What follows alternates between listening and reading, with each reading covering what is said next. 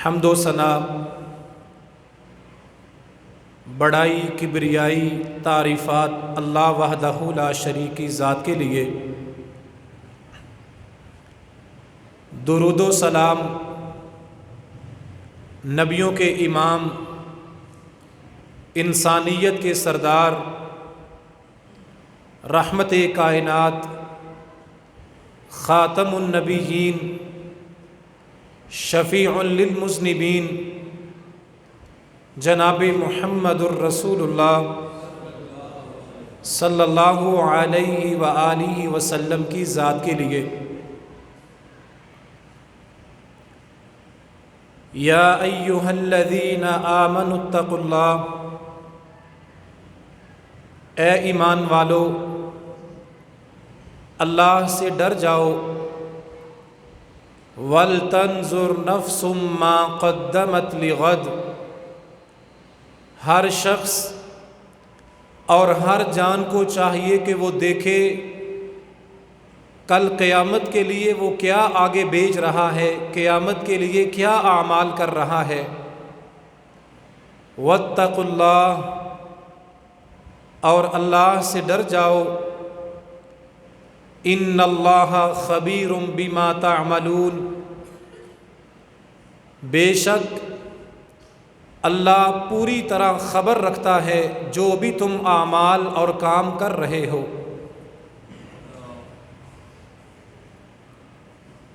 قابل قدر نوجوان دوستوں اور بزرگوں، قابل عزت اسلامی ماؤں اور بہنوں، اللہ تعالیٰ کی تمام وحی اور تمام رسولوں کی تعلیمات کا خلاصہ یہ ہے کہ اس کائنات میں انسان کی زندگی چند سال کے لیے عارضی ہے۔ اللہ کی ہر وحی اور ہر نبی نے لوگوں کو یہی بات سمجھائی، یہی پیغام دیا۔ دنیا کی زندگی کو ہمیشہ کے لیے ٹھکانہ نہ بنا لینا، نہ سمجھ لینا۔ انسان اس کائنات میں عارضی طور پہ آیا ہے۔ انسان نے یہ زندگی گزارنے کے بعد موت کے دروازے سے آخرت میں داخل ہونا ہے،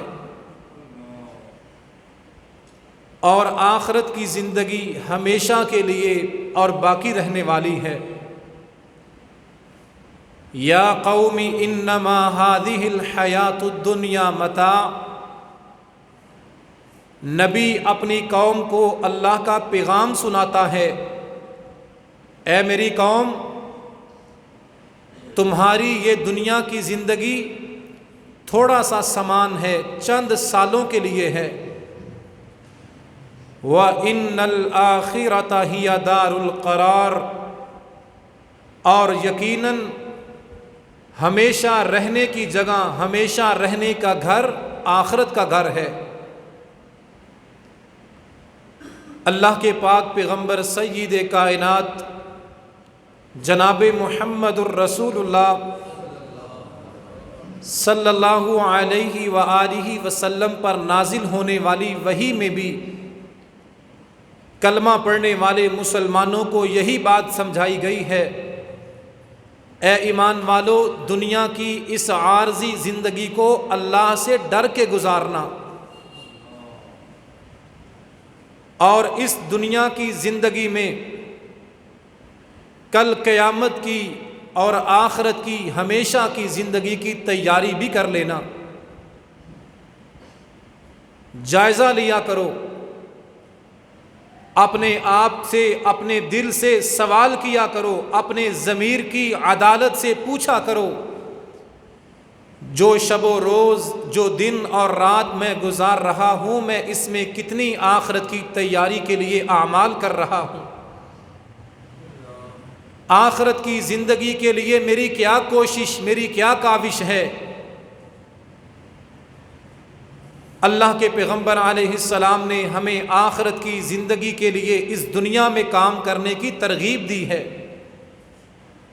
محنت کرنے کے ساتھ، کاروبار، کمائی، تجارت کرنے کے ساتھ دنیا کے کام کرنے کے ساتھ انسان ہر روز اپنا امتحان لے، آج کے دن میں نے اپنی آخرت کے لیے کون سے اعمال کیے ہیں۔ نمازوں کی پابندی، صدقہ اور خیرات، اللہ کے بندوں اور انسانیت کی خدمت، ذکر اور اذکار، قرآن کی تلاوت، والدین کے ساتھ ہمدردی اور خیر خواہی، چھوٹوں کے ساتھ پیار، بڑوں کے ساتھ احترام اور محبت، اللہ سے اپنے گناہوں کی معافی، اللہ سے اس کے عذاب سے نجات، جنت کا سوال، یہ اعمال میری اور آپ کی زندگی میں شامل ہونے چاہیے۔ امام حسن بصری رحمۃ اللہ علیہ اس دنیا کی حقیقت کے بارے میں یہ کہا کرتے تھے، الدنیا ثلاثۃ ایام، اے انسان تو جو دنیا میں زندگی گزار رہا ہے یہ 3 دن کی زندگی ہے۔ اما امس فقد ذهب بما فی، پہلا دن جو تو نے گزار دیا، گزرے ہوئے دن کو سوچ کے اپنے آج کو برباد نہ کر، جو دن گزر چکا ہے اس کی فکر کرنا چھوڑ دے، اس پہ معافی مانگا کر۔ وَأَمَّا غَدًا فَلَعَلَّكَ أَلَّا تُدْرِكَهُ، ایک دن وہ ہے جو گزر چکا ہے، جو ماضی بن چکا ہے، اور دوسرا دن وہ ہے جو آنے والا ہے۔ آنے والے دن کی فکر میں اپنے آج کو برباد نہ کر، تجھے معلوم نہیں کہ تجھے کل کا سورج دیکھنا نصیب ہوگا یا نہیں ہوگا۔ فَأَمَّا الْيَوْمُ لَكَ فَاعْمَلْ فِيهِ، آج جو دن تو گزار رہا ہے اصل میں تیرا دن یہی ہے۔ کل کو چھوڑ دے جو گزر چکا ہے، آنے والے کو اللہ کے سپرد کر دے، اور آج جو دن تجھے ملا ہے، تیری آنکھیں کھلی ہیں، سورج طلوع ہو چکا ہے، تو ہوش و حواس کے ساتھ زندہ ہے، اپنے آج کے دن کو غنیمت سمجھ کے نیکیاں کر لے تاکہ تیری آخرت کی زندگی بہتر ہو جائے۔ اور درود و سلام ہو امام کائنات سید کائنات جناب محمد الرسول اللہ صلی اللہ علیہ وآلہ وسلم پر، کہ جس محبت اور شفقت کرنے والے نبی نے مجھے اور آپ کو اپنی آخرت سنوارنے کے لیے ایسے اعمال بتائے جن اعمال کو صدقہ جاریہ کہتے ہیں، وہ اعمال کہ جن کی وجہ سے انسان کے مرنے کے بعد بھی اللہ اس کے نامہ اعمال میں نیکیوں کا اضافہ کرتا رہتا ہے۔ صدقہ جاریہ بننے والے اعمال قیامت تک انسان کو قبر میں ثواب ملتا رہے گا۔ انسان قبر میں جا پہنچا ہے لیکن اس کی نیکیوں کا سلسلہ کبھی رکنے والا نہیں، اگر انسان ان اعمال پہ عمل کرے جو اعمال صدقہ جاریہ بنتے ہیں۔ اللہ کے پیغمبر علیہ الصلاۃ والسلام نے فرمایا، ان مما یلحق المؤمن من عملہ وحسناتہ بعد موتہ، اللہ کے پیغمبر علیہ السلام نے 7 اعمال بیان کیے جو انسان کے لیے صدقہ جاریہ بن جاتے ہیں۔ یہ 7 نیکیاں اور یہ 7 اعمال اتنے عظیم الشان ہیں، جو بندہ اپنے دن میں اپنی زندگی میں یہ 7 کام کر لیتا ہے، یہ مر جائے گا، فوت ہو جائے گا، قیامت تک اللہ اس کے نامہ اعمال میں نیکیاں لکھتا رہے گا۔ کوشش یہ کرنی چاہیے اللہ کے پیغمبر کے بتائے اور سکھائے ہوئے یہ 7 اعمال میں اور آپ اپنی زندگی میں کر جائیں، تاکہ میرا اور آپ کا نیکیوں کا ایسا اکاؤنٹ کھل جائے کہ ہم قبروں میں جا پہنچے اور اللہ ہمارے نامہ اعمال کو نیکیوں سے بھرتا رہے۔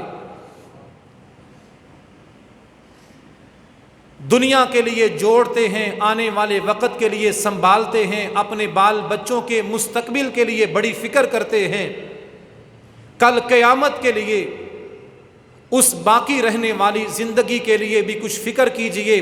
کوئی ایسا اکاؤنٹ بنا جائیں، کوئی ایسا کھاتا زندگی میں کھول جائیں جو مرنے کے بعد بھی ہماری نیکیوں میں اضافے کا باعث بنتا رہے۔ صدقہ جاریہ بننے والا پہلا عمل علمًا علمہ و نشرہ، دین کا علم سیکھنا اور اس کو آگے بیان کرنا، اس کو سکھانا، یہ وہ عمل ہے جب تک آپ کی دعوت پر کوئی بندہ نیکی کرتا رہے گا، آپ نے کسی دوست کو نیکی کا حکم دیا، کسی کا ہاتھ پکڑ کے اس کو نیکی کی راہ پہ چلا دیا، اپنے گھر والوں کو، اپنے خاندان میں کسی دوست کو، کسی بھائی کو نیکی کی رغبت دلا دی، جب تک وہ بندہ آپ کے کہنے پر نیکی کرتا رہے گا، جتنا ثواب اس نیکی کرنے والے کو ہوگا، وہ اجر، وہ ثواب اللہ کہنے والے کو بھی عطا کرتا رہے گا۔ جو حدیث سنتے ہیں اپنی بیوی کو جا کے سنایا کریں، جو دین کا مسئلہ سنتے ہیں اپنے گھر میں بچوں کو، خاندان کو، دوستوں میں جہاں بیٹھتے ہیں اس کو ذکر کیا کریں۔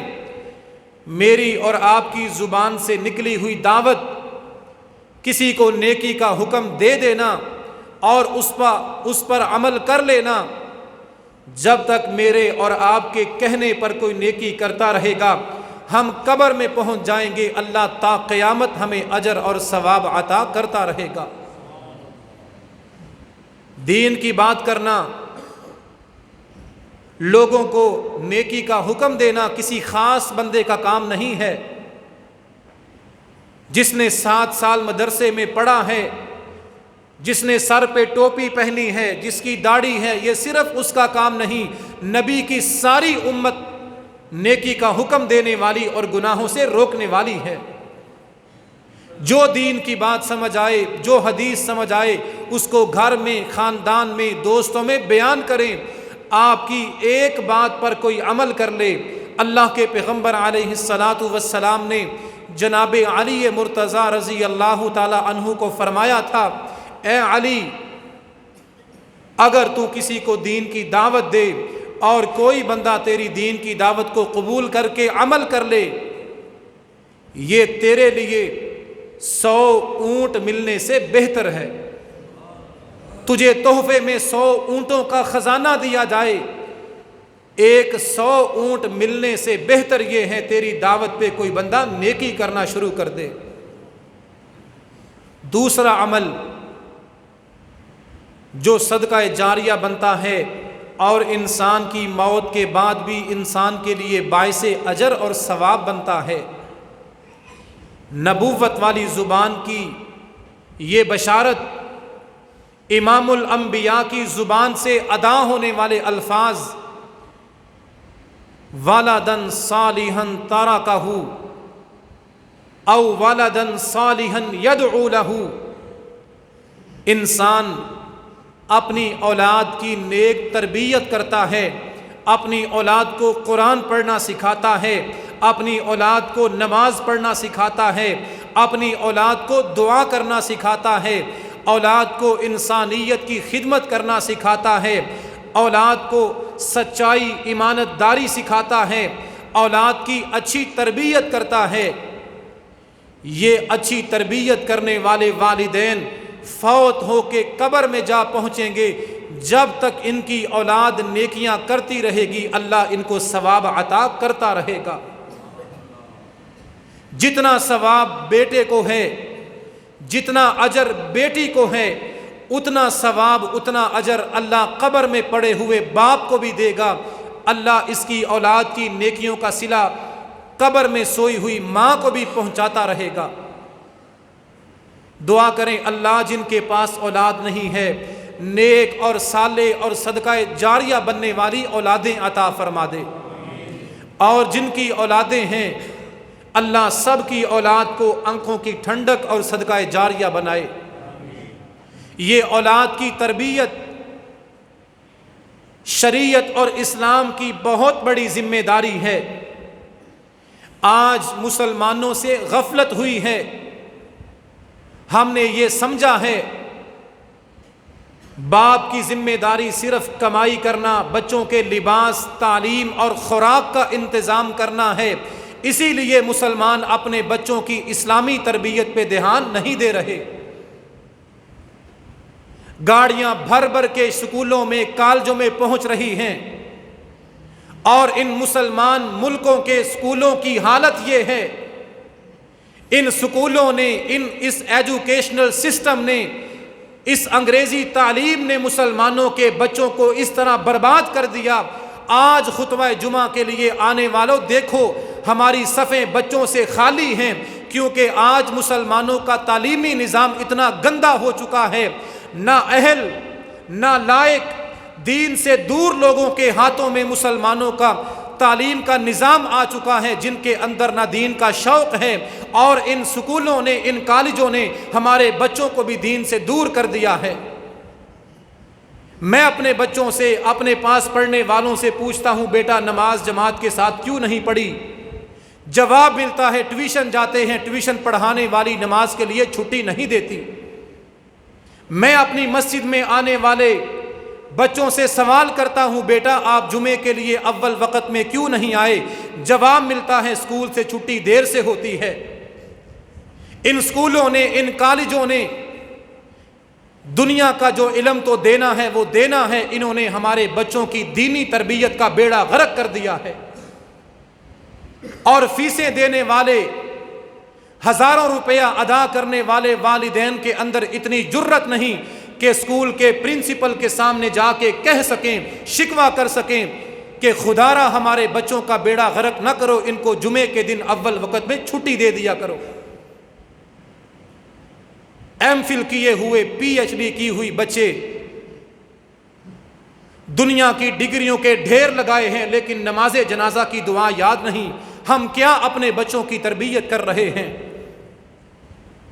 ہم نے دین سے دور دنیا دار لوگوں کے حوالے اپنے بچوں کو کر دیا، اور سکولوں کالجوں کی تعلیم منع نہیں ہے، وہ بھی حاصل کرنی چاہیے، لیکن اس کے لیے اتنا اندھا نہ ہو جائیں کہ دین، نماز اور جمعہ اس سے بیگانے اور دور ہو جائیں۔ اللہ کے پیغمبر علیہ الصلاۃ والسلام نے بچوں کی تربیت پہ اتنا زور دیا ہے، شریعت میں اور دین میں بچوں کی تربیت کا اصول یہ ہے، اپنے بچے کی تربیت چھوٹی عمر سے کرنی ہے۔ جو مائیں، جو والدین زبان سے یہ جملہ ادا کرتے ہیں، ابھی بچہ ہے، چھوٹا ہے، رہنے دیں، نہ کہیں بڑا ہو کے نماز پڑھ لے گا، اس جملے نے بچوں کو برباد کر دیا ہے۔ چھوٹی عمر میں اپنے بچوں کے ذہن میں جو بیج بونا ہے وہی فصل کاٹنی ہے۔ جس ماں نے چھوٹی عمر سے بچے کو دین اور نیکی نہیں سکھائی، مت سمجھے وہ بچہ بڑا ہو کے نمازی بن سکے گا۔ اللہ کے پیغمبر علیہ الصلاۃ والسلام نے اولاد کی تربیت کے لیے جو اصول بتایا ہے وہ یہ ہے کہ بچے کی تربیت چھوٹی عمر سے کرنی ہے۔ کل مولود یولد علی الفطرہ فابواہ یہودانی او یمجسانی او ینصرانی۔ اللہ کے پیغمبر علیہ الصلاۃ والسلام نے فرمایا، ہر پیدا ہونے والا بچہ فطرت پر اور اسلام پر پیدا ہوتا ہے، ہر پیدا ہونے والا بچہ مسلمان ہوتا ہے، پھر اس کی تربیت ہوتی ہے، اس کے گھر کا ماحول ہوتا ہے جو بچے کو یہودی بناتا ہے، عیسائی بناتا ہے، مجوسی بناتا ہے۔ بچہ خالی ذہن کا ہوتا ہے، اس چھوٹے ذہن کے بچے میں جو چیز ڈالی جائے گی، جو سبق پڑھایا جائے گا، بچہ بڑا ہو کے وہی اعمال کرے گا۔ اسی لیے جناب محمد الرسول اللہ صلی اللہ علیہ وآلہ وسلم نے بچوں کی تربیت کے لیے یہ قاعدہ اور یہ اصول بیان فرمایا، مروا اولادکم بالصلاۃ وہم ابناء 7 سنین واضربوہم علیہا وہم ابناء 10 سنین۔ میرے نبی نے فرمایا 7 سال کی عمر تک اپنے بچوں کو اخلاق سمجھاؤ، تربیت کرو، دیانتداری سمجھاؤ، سچائی سکھاؤ۔ جب تمہاری اولاد 7 سال کی عمر کو پہنچ جائے، باپ کی ذمہ داری ہے اپنی اولاد کو نماز کا حکم دینا شروع کر دے۔ نادان اور جاہل مائیں اپنے بچوں کے بارے میں کہتی ہیں چھوٹے بچے کو نہ کہو، چھوٹا ہے، بڑا ہو کے نماز پڑھے گا۔ میرے نبی علیہ السلام کی تعلیم یہ ہے 7 برس کے بچے کو نماز کا کہنا شروع کر دو، 10 سال کی عمر تک پیار اور محبت سے نماز کا درس دیتے رہو۔ 10 سال کا بیٹا یا بیٹی اگر نماز نہ پڑھے، شریعت تمہیں مارنے اور سختی کرنے کا حکم دیتی ہے۔ 7 سال سے 10 سال تک پیار سے کہتے رہو، اور 10 سال کا بچہ اگر فجر کے لیے نہیں اٹھتا، باپ کو حکم ہے مار کے سختی سے اٹھایا جائے۔ اگر اس عمر میں سختی کی جائے گی، بچہ بڑا ہو کے 5 وقت کا نمازی بنے گا اور باپ کے لیے، ماں کے لیے صدقہ جاریہ بنے گا۔ صحابہ کرام ہمیں اولاد کی تربیت کرنا سکھا گئے۔ صحابہ کرام اپنے نابالغ بچوں کو نماز کے لیے ساتھ لایا کرتے تھے تاکہ بچوں کے اندر نماز کا شوق پیدا ہو اور بچہ بڑا ہو کے نمازی بنے۔ اور آج کی ماں کہتی ہے چھوٹا ہے، بڑا ہو کے بن جائے گا۔ صحابہ کرام اولاد کی تربیت کے اصول ہمیں بتا گئے۔ اپنے نابالغ بچوں کو، چھوٹے بچوں کو رمضان کے دنوں میں بھوکا رکھا کرتے تھے تاکہ بچوں کے اندر بھوک برداشت کرنے کی طاقت پیدا ہو اور بچہ بالغ ہو کے روزے دار بن جائے۔ آج ماں کہتی ہے چھوٹا ہے، ابھی نابالغ ہے، بڑا ہو کے سمجھے گا۔ جس چھوٹے بچے کو، بالغ بچے کو دین نہیں سکھایا، نماز نہیں پڑھائی، مت سمجھے وہ بچہ بڑا ہو کے نمازی اور نیک بنے گا۔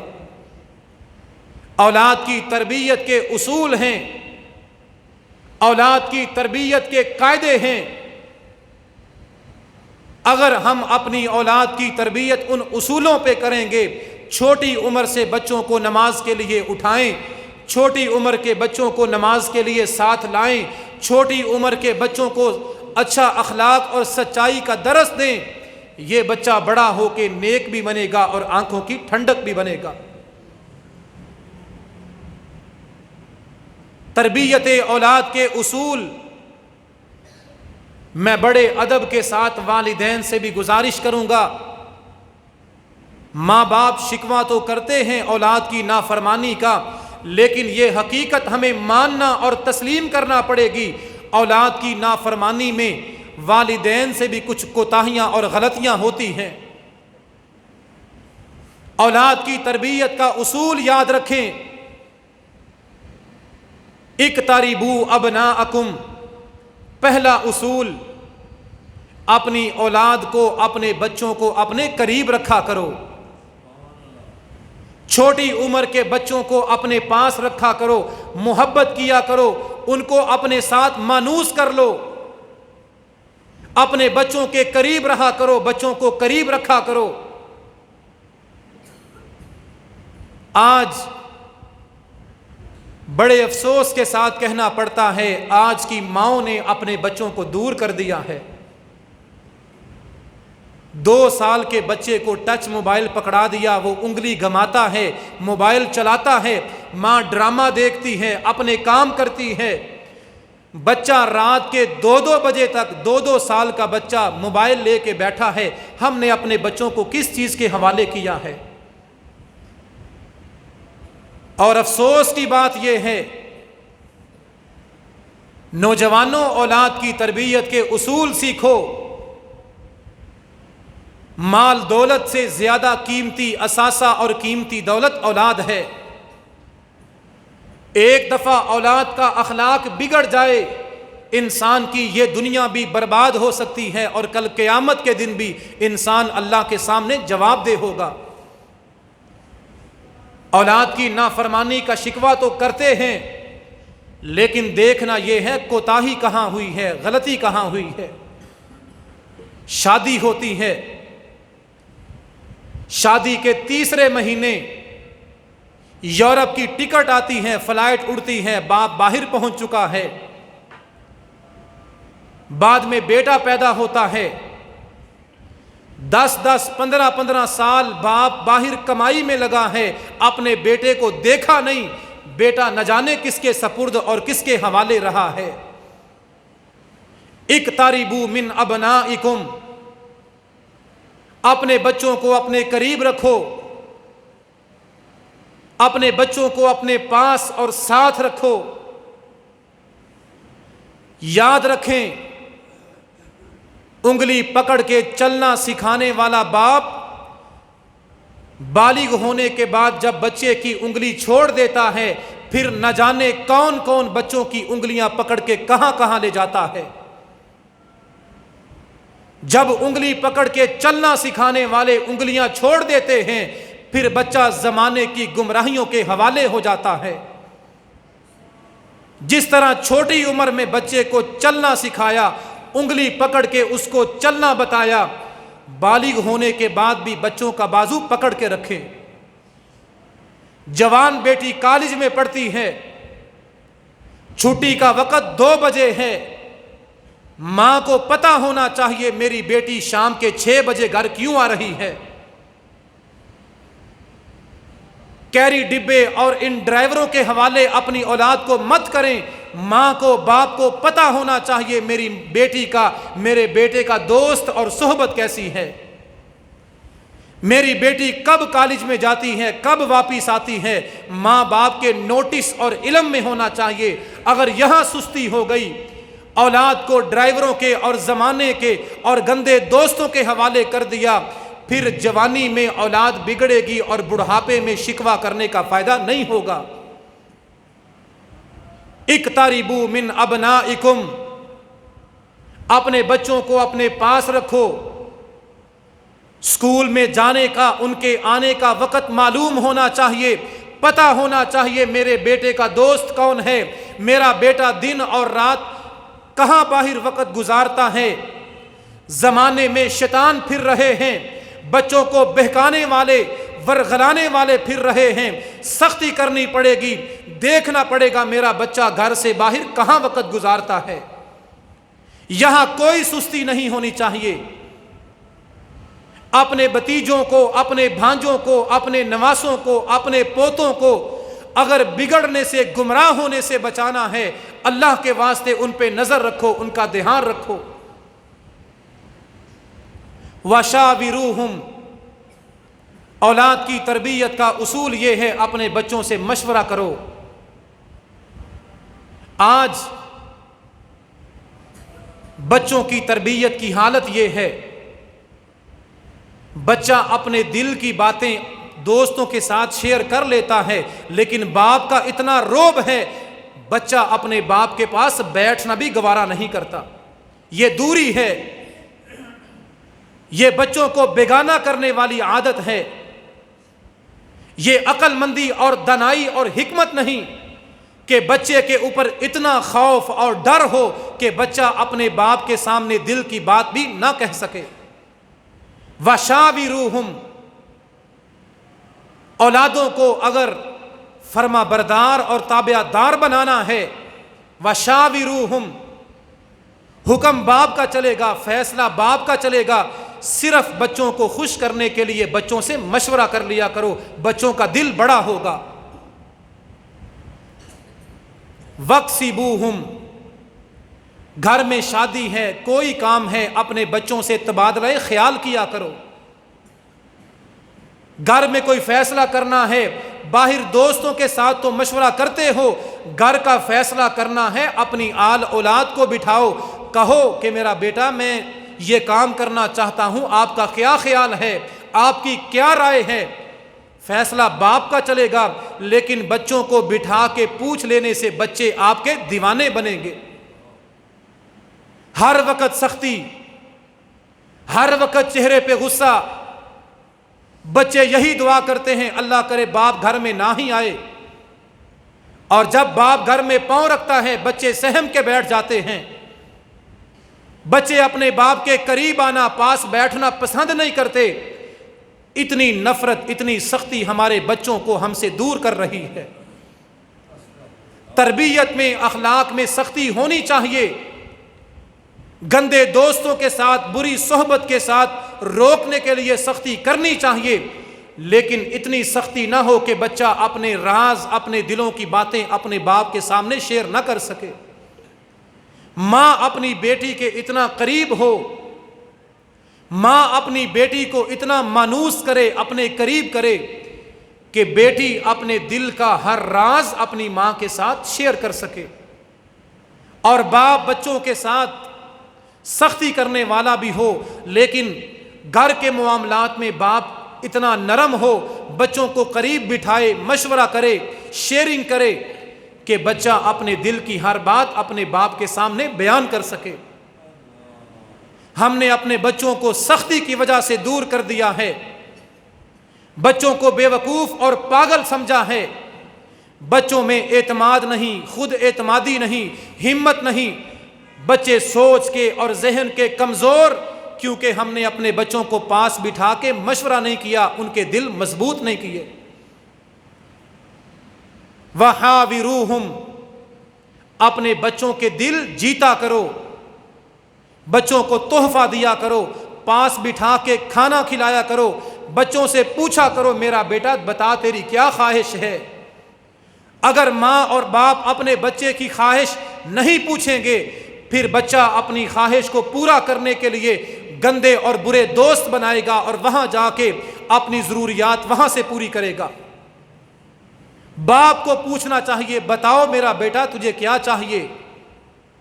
محبت سے رکھیں اپنے بچوں کو، قریب کریں اپنی اولاد کو۔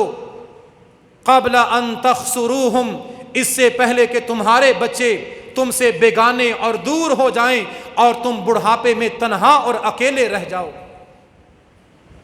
والدین کو فکر کرنی چاہیے، سختی بھی ہو لیکن مشورہ، نرمی، قربت، پیار، محبت اور شفقت بھی ہونی چاہیے۔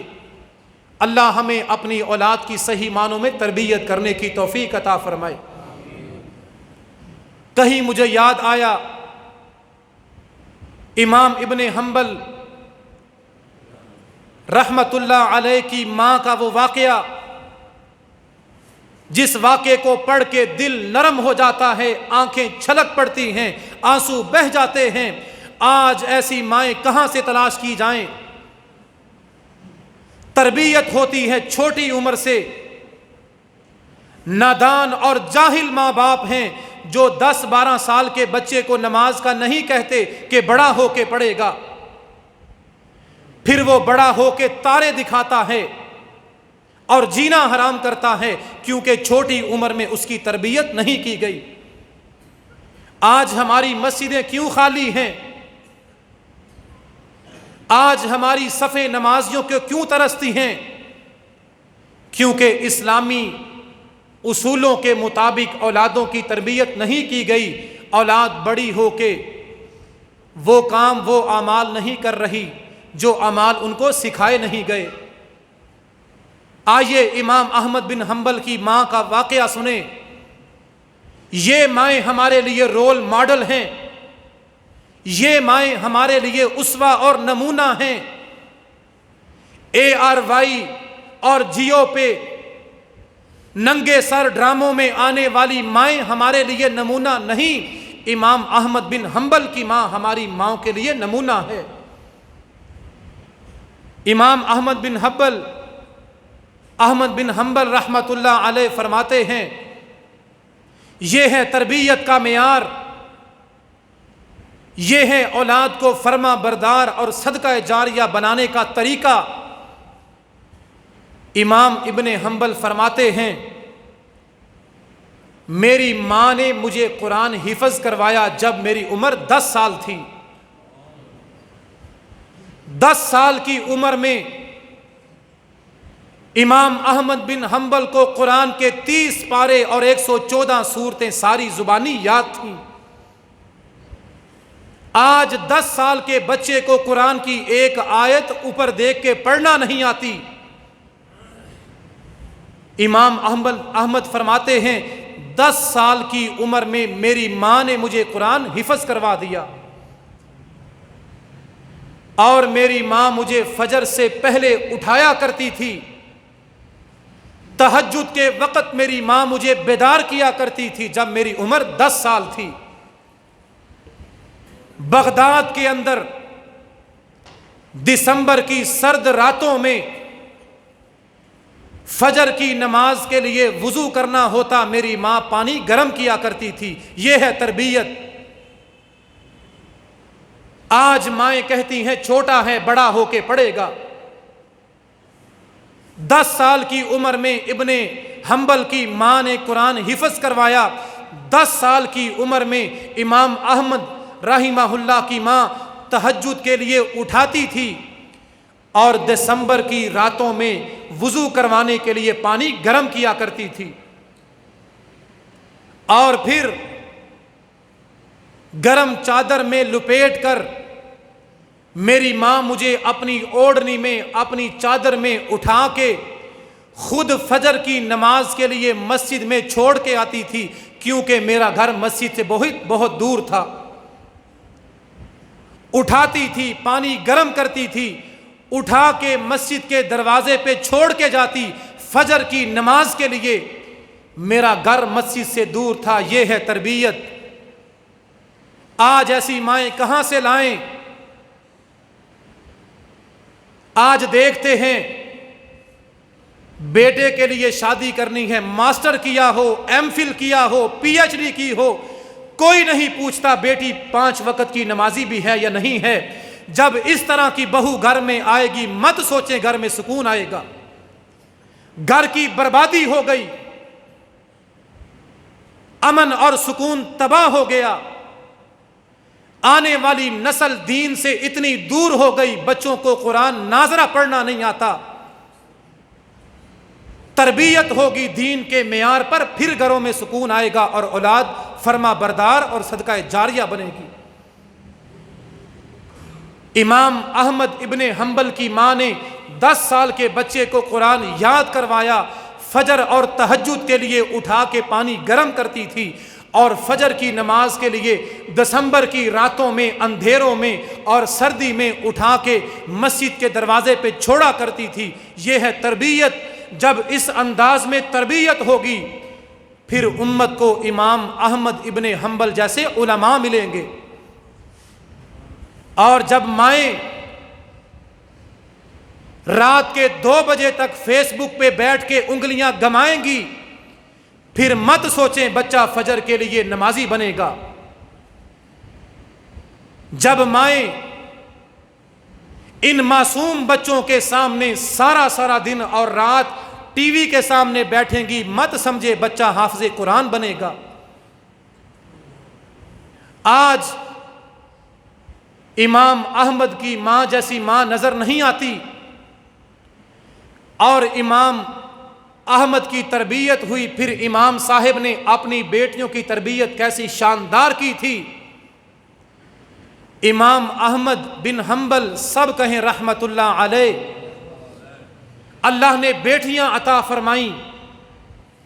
امام صاحب نے اپنی بیٹیوں کو قرآن سکھایا، تربیت فرمائی، اور بیٹیوں کی عادت یہ تھی، امام احمد کی بیٹی جب سالن پکانا شروع کرتی تھی، آٹا گوندنا شروع کرتی تھی، سبزی کاٹنا شروع کرتی تھی، زبانی قرآن کی تلاوت کرنا شروع کر دیتی، وہاں سالن تیار ہو جاتا، کھانا دسترخوان پہ لگ جاتا، اور کھانا بنانے کے دوران امام احمد کی بیٹی قرآن کے 5 پارے زبانی پڑھ لیا کرتی تھی۔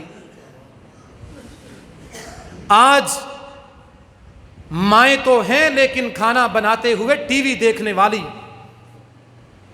مائیں تو ہیں لیکن کھانا بناتے ہوئے ڈائجسٹ پڑھنے والی اور ہینڈ فری لگا کے گانے سننے والی۔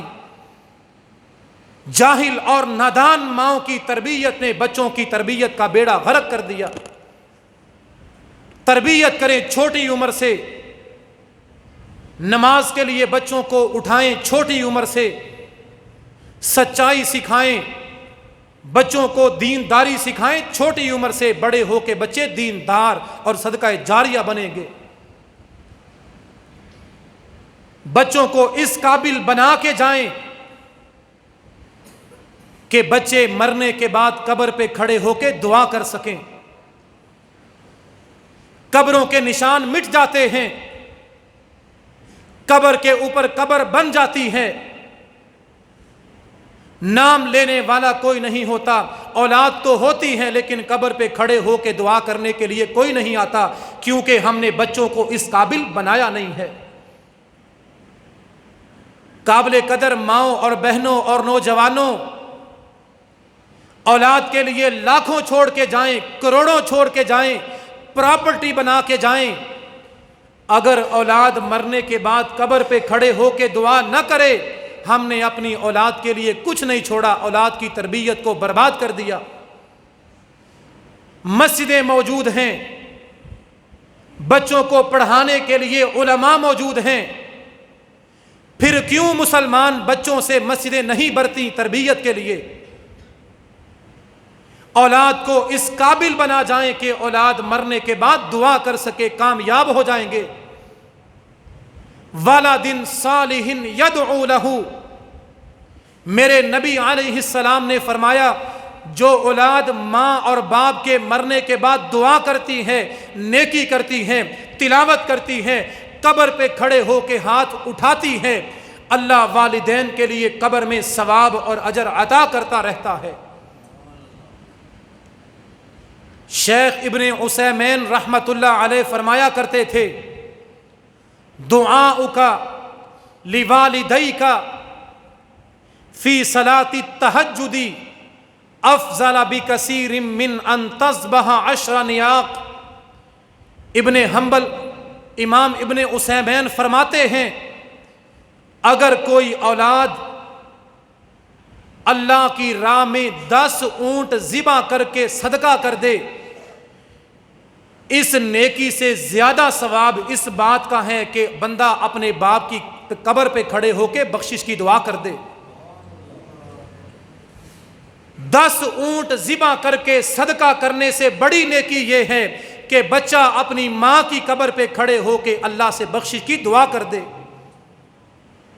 اور میرے نبی کی حدیث، ہم نے پراپرٹی بنا لی، بینک بیلنس بھر لیے اولاد کے لیے، اگر بچہ قبر پہ کھڑے ہو کے دعا کرنے نہیں آتا، سمجھیں ہم نے اپنے لیے صدقہ جاریہ کا انتظام نہیں کیا۔ اور ساری اولاد میں اگر ایک بیٹا بھی قبر پہ کھڑے ہو کے دعا کرنے آ جاتا ہے، سمجھیں کہ اللہ نے باپ اور ماں کی آخرت کو سنوار دیا ہے۔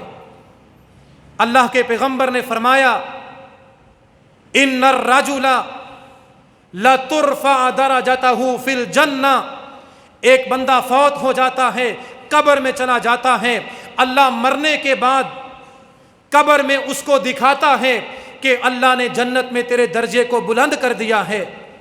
بندہ پوچھتا ہے فَأَنَّا لِيَ هَذَا، اللہ میں نے تو اتنی نیکیاں نہیں کی تھیں، میرے اعمال اتنے نہیں کہ مجھے جنت کا اتنا اونچا درجہ مل جائے، یہ درجہ مجھے کیسے نصیب ہوا؟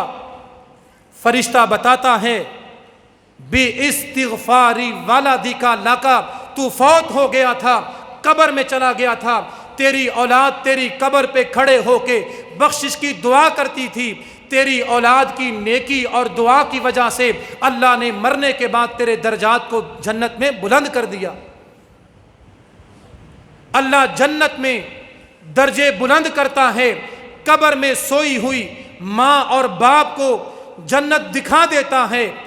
جن والدین کی اولادیں مرنے کے بعد بخشش کی دعائیں کرنے کے لیے قبر میں آتی ہیں، اور یہاں میں شکوہ کروں، اہل حدیثوں میں یہ مرض اور بیماری ہے، دین کی الف اور با بھی نہیں آتی، اور یہ بھی بدعت، وہ بھی بدعت، یہ بھی بدعت، قبر پہ جانا بدعت ہے۔ انا للہ و انا الیہ راجعون۔ جتنا برا حال اہل حدیثوں کی قبروں کا ہے کسی کی قبر کا نہیں ہوتا۔ درخت اور گھاس قبروں پہ چڑھے ہوئے، قبروں کے نشان مٹ گئے، قبر پہ قبر، قبر پہ قبر بن گئی، اور ان وہابیوں کو، اہل حدیثوں کو ماں باپ کی قبر پہ جانے کی توفیق نہیں ہوتی۔ ناراض نہ ہونا، میں جاتا ہوں قبرستان، بہت تھوڑی تعداد میں ایسے اہل حدیث ہیں جو نظر آتے ہیں، یہ بدعت، وہ بدعت۔ ماں اور باپ کو مرنے کے بعد دعاؤں کی ضرورت ہوتی ہے۔ خوش قسمت ہے وہ باپ اور وہ ماں جو قبر میں پڑی ہے اور اس کا بیٹا کھڑا ہو کے آنسو بہا کے دعا کر رہا ہے۔ اللہ قبر میں جنت کے محل دکھا دیتا ہے اور ماں اور باپ کی نیکیوں کو معاف کر دیتا ہے، ماں اور باپ کے جنت کے درجات بلند کر دیتا ہے، اگر والدین نیک ہو اور قبر پہ کھڑی ہو کے دعا کرنے والی ہو۔ کم از کم اولادوں کو مسجد میں بھیجیں، مدرسے میں بھیجیں، ان کو قرآن ناظرہ پڑھنا آ جائے، جنازے کی دعائیں یاد ہو جائیں، اس قابل اولادیں ہو جائیں، ہمارے مرنے کے بعد ان کو دعا کا سلیقہ آتا ہو۔ صبح اور شام میں مسجد میں ہوتا ہوں اسی خدمت کے لیے۔ اگر اللہ نے ہمیں توفیق دی ہے، ہمیں چنا ہے، ہم کچھ کر جائیں لوگوں کے لیے، اور یہ اللہ کی توفیق سے ہے، اپنے بچوں کو مسجد میں بھیجیں، جو سکول پڑھتے ہیں، کالج پڑھتے ہیں، ہر بچہ آئے، ناظرہ پڑھے، دعائیں سیکھے، ماں باپ کے لیے صدقہ جاریہ بنے۔ اللہ ہمیں یہ ذمہ داری ادا کرنے کی توفیق عطا فرمائے۔ تیسرا عمل جو صدقہ جاریہ بنتا ہے، مصحفاً ورثہ، اللہ کے پیغمبر علیہ السلام نے فرمایا کوئی بندہ کسی کو قرآن لے کے دے، جب تک وہ بندہ قرآن پڑھے گا اللہ دینے والے کو ثواب اور نیکیاں عطا کرتا رہے گا۔ اور چوتھا عمل، او مسجداً بناہ، کوئی بندہ مسجد بناتا ہے، مسجد میں پنکھا، لائٹ، روشنی، کسی صف کا انتظام کرتا ہے، مسجد کی تعمیر میں جو بھی حصہ ڈالتا ہے، یہ مسجد چلتی رہے گی، نمازی آتے رہیں گے، تلاوتیں ہوتی رہیں گی، اور مرنے کے بعد بھی قبر میں نیکیاں جاری رہیں گی۔ اور پانچویں چیز، او بیتاً لابن السبیل بناہ، کسی سڑک پہ، کسی راستے میں کوئی کمرہ بنا دینا، مسافروں کے بیٹھنے کے لیے، مسافروں کے رکنے کے لیے، مسافروں کے آرام کرنے کے لیے آرام گاہ بنا دینا، یہ بھی ایسا عمل ہے کہ مرنے کے بعد بھی انسان کو نیکیاں عطا ہوتی رہیں گی۔ اور چھٹی چیز، او نہرن اجراہ، کہیں پانی کا انتظام کر دینا، پانی کا فلٹر لگا دینا، اللہ کی مخلوق کے لیے صاف پانی کا بندوبست کر دینا، یہ ایسی نیکی ہے کہ انسان فوت ہو جائے گا اور اللہ اس کی نیکی کا ثواب قبر میں دیتا رہے گا۔ اور آخری چیز، او صدقۃ اخرجہا من مالہ فی صحتہ و حیاتہ، جو بندہ اپنی زندگی میں اور اپنی صحت میں اپنے مال کا صدقہ نکالتا ہے، اللہ کی راہ میں مال خرچ کرتا ہے، زندگی میں اور صحت میں جو بندہ مال خرچ کرے گا، جتنا مال خرچ کرے گا اللہ قیامت تک اس کو ثواب دیتا رہے گا۔ اسی لیے صحابہ کرام کا عمل یہ تھا، جب صدقہ کرنا ہوتا درہم اور دینار اپنے چھوٹے بچوں کے ہاتھ میں دیتے اور کہتے یہ فلاں کو دے کے آؤ تاکہ چھوٹے بچوں کو چھوٹی عمر میں صدقہ کرنے کی توفیق ملے۔ اپنے بچوں کے ہاتھ سے پیسے دے کے صدقہ کرواتے تاکہ چھوٹی عمر سے بچوں کو مال خرچ کرنے کی جرت اور ہمت پیدا ہو۔ اور یہاں سیانہ باپ، عقل مند باپ کہتا ہے مسجد میں دینے ہوں تو 10-20 دے دیا کرو، تم ہزاروں لاکھوں دیتے ہو، بے وقوف ہو، کمائی اجاڑ رہے ہو، مال برباد کر رہے ہو۔ مسجد کی انتظامیہ سے، مولویوں سے دور رہا کرو، یہ مانگتے بڑا ہیں، اپنے لیے مانگتے ہیں۔ یہ سیانے باپ کی علامت ہے، بچے کو پہلی صف سے دور رکھتا ہے، جمعے سے پیچھے کرتا ہے، اور اگر بچہ ہزاروں لاکھوں دے دے، میٹنگ ہوتی ہے، گھر میں خفیہ ملاقات ہوتی ہے، بریفنگ ہوتی ہے، اللہ کے بندے اپنی کمائی برباد کر رہا ہے، تو نے مسجد میں لاکھوں دے دیے۔ 150 بڑے ہوتے ہیں، اور صحابہ کرام اپنی اولادوں کو درہم اور دینار کے خزانے دیا کرتے، تھیلیاں دیا کرتے، تاکہ چھوٹی عمر میں بچہ خود خرچ کرے اور بچے کے اندر ہمت پیدا ہو، بڑا ہو کے بچہ مال خرچ کرے۔ جن کی اولادیں خرچ کرتی ہیں، جو خود اپنی زندگی میں خرچ کرتے ہیں، قیامت تک اللہ ان کی قبروں میں ان کو سکون اور ثواب عطا کرتا رہتا ہے۔ وما علی الا البلاغ المبین۔